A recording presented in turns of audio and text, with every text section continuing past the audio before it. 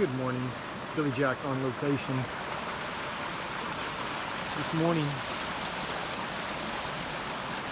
I'm scouting the Nuuanu Stream Valley. I'm back in below the cemeteries on Nuuanu. I specifically came down here because I'm looking for geological scars of the mud flood.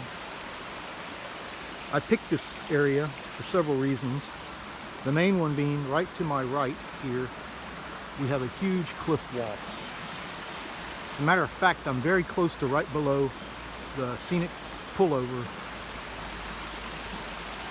Right here, we have a sheer cliff wall and a bend in the river.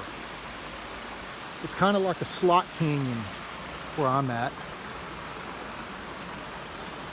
I'm glad there's not copperheads and water moccasins like where I'm from in Texas, because this place would be infested. That's all I gotta say. Hard to get your footing back from here. I'm trying to show y'all what I'm looking at real good here. The sheer cliff. If this thing was blasted with water, you can see the high water marks on it. It's not very high. It's only about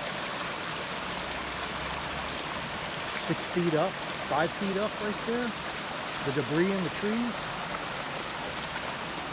Whatever hit this with an incredible amount of water made this cutout right here. This whole cliff right here is solid rock. Solid volcanic looking rock, except for this tree growing on it.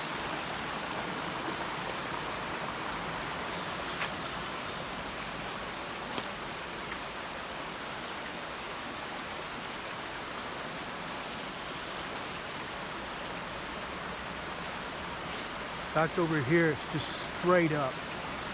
That's got to be straight up.